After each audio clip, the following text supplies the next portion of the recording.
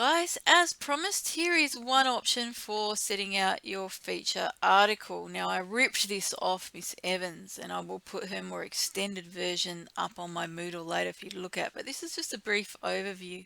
So you'll need a headline. Be clever and set the tone. You think about play on words, puns, allusions. All of those are great, but don't sacrifice your position for it. Don't be so clever that it doesn't actually lend itself to the kind of tone and position that you're setting. Underneath, have some kind of very short, maybe 1 or 2 sentence subheading using emotive words and other devices to set up the tone and engage your audience. You're trying to hook your reader, and don't forget that this is kind of a journalistic style of text, so credit yourself as the reporter. So go, investigation by, Rebecca Lundy, that sort of thing. Now, I'm going to be talking about this in terms of paragraphs just because that's more convenient to you in an exam or in class situation. But don't forget that this style of writing will allow you to use standalone sentences or words just to give more impact, and if you feel like doing some variation, that's fine, but for marking purposes you need like at least 3 main body paragraphs with enough meat in them for you to demonstrate your skill, introduction, conclusion. So let's go through that. So your opening or lead paragraph should be short and sharp. You're introducing the main idea and setting the tone. Allude to the 3 arguments you'll use to support your ideas, but don't start arguing them, because that is taking away from time you have for the main body, and it doesn't actually work very well in terms of a feature article or any. Do not forget that this is not an essay. You're a writer. Use emotive, figurative, descriptive language, all of the others. You are crafting a response. You are crafting a style and a voice for your persona. So you need to get that consistently under control. You're going to be using first person point of view. It's a feature of feature articles and interpretive writing, this to use sort of I and have an actual writer narrating.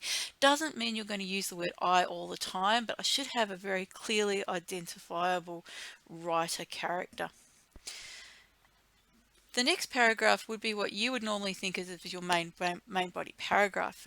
You're drawing them in. You might want to show some relevance to them. If it's an Australian audience or a parent audience, or, make sure that your point is kind of including them in some way, or is made to seem that they should care about it in some way. You don't want to lose your audience.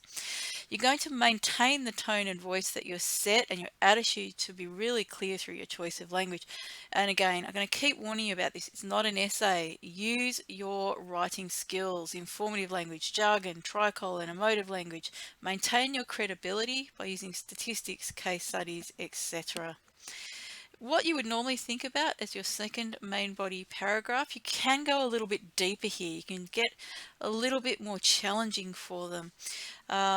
Maintain, though, again, your tone and your attitude. Maintain the style that you've chosen to write in and the voice you've chosen to write in. And remember, don't give up your credibility. I'm supposed to be being convinced of something. I'm supposed to believe that you are an authority, and I need to see evidence of your research to really feel that.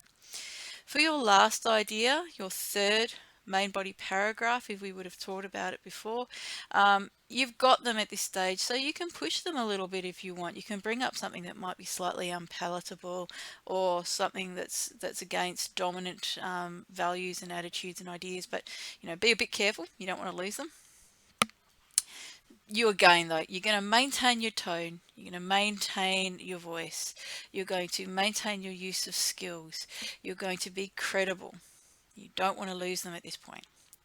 Now, if you're feeling really confident and you've got a bit of extra time, it's a good option to put in the counter arguments, the people who argue against you and what they say.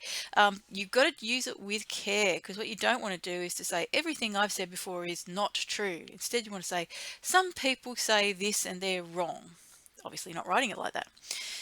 So you acknowledge their view, but you debunk it with facts. You undermine it with logic, with the way that you construct it and represent their view.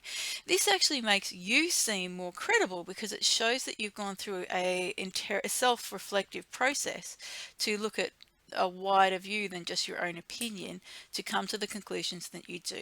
But again, in time conditions, this could be problematic for you to fit in. So really only do it if you've got control of those sort of things, the timing. And then you come to the final part where you conclude it, you wrap it up. You've got to leave an impression. This is the last thing that your reader will see before they walk away from your piece. What are they left with thinking? You've got to remind them of your purpose, and depending upon how persuasive or interpretive your approach is, you might want a strong call to action, and I've got that incorrectly spelled. There we go. Or a more introspective, reflective one, and rhetorical questions and thoughtful quotes can actually be quite useful, that as can quite sort of darkly threatening sort of warning type sort of phrasing that can actually work quite well too. So you've got to really decide, is this like a persuasive version of the feature, or is it a more interpretive, introspective one? And that's going to affect the kind of ending that you have, because if it was an argument, if it was something to convince somebody of, you really need to have some sort of action that you want them to take or idea you want them to embrace. All right, there you go.